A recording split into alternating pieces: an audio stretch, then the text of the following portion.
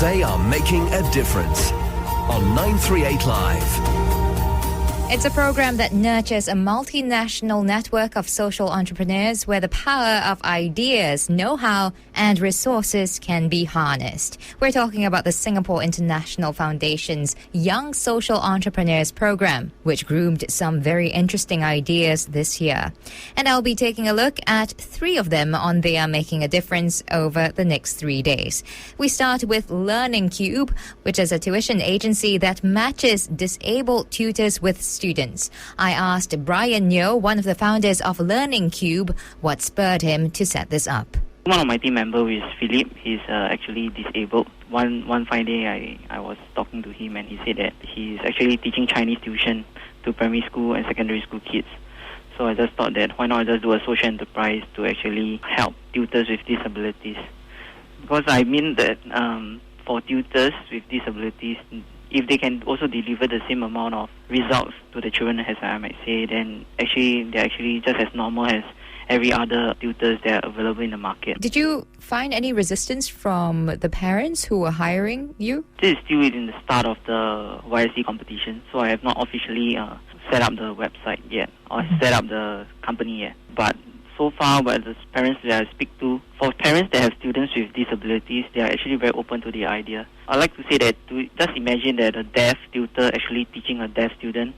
It would be better to communicate for the both of the tutors and tutees. Do you think the disabled tutors are actually able to bring something to the lessons that able tutors might not be able to? Definitely. I mean, like qualifications apart, it would be a very good exposure for the young children for them to be exposed to some people with disabilities. And it can also help them academically, but also in their character building. So this is something that I hope Learning Cube can actually do for the parents, the tutees, and the tutors themselves. So how are you going out there to locate disabled tutors, or are you just looking for people who are interested in tutoring who might be disabled? Actually, the way I approach it is that I approach the VWOs, be it Singapore Association of the Deaf, the Visually Handicapped, and also SPD. So bring us through again, are there any restrictions to what kind of disabilities you're going to accept for tutors who are applying to Learning Cube? I would say that currently I'm only looking at the deaf tutors, the visually handicapped tutors, and the physically handicapped tutors to cater to the mainstream market. Do you think the students are going to react well? To me, at this current point of time, I think it's a gamble that I'm actually trying to take.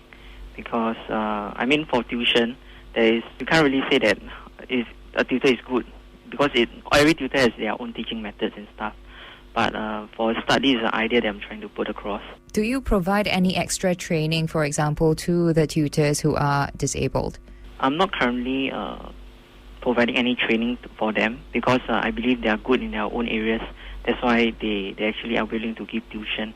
In a way that it also benefits the associations that I'm working with, because I'll be actually giving back some of the income earned from Learning Cube to actually pass it back on to the associations that are actually helping me to get all the contacts. Are these tutors paid the same market rate as other tutors?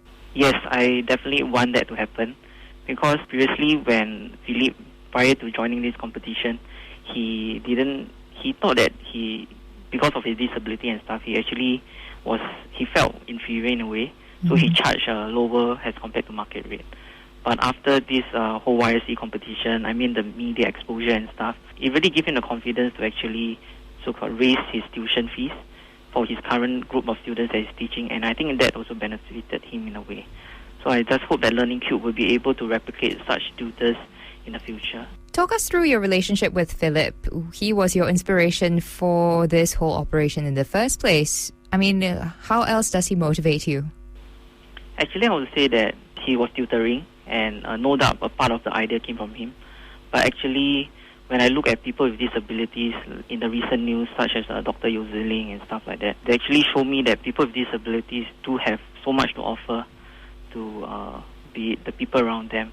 For all the people that I've interviewed so far, the tutors with disabilities, they actually told me that, yeah, why not? Actually, I'm willing to actually contribute to people that are younger. Of course, this idea really formulated and was built upon the SIF YSE program. So do you think it's sustainable beyond that? Firstly, I would say that tuition agency is quite a low setup cost.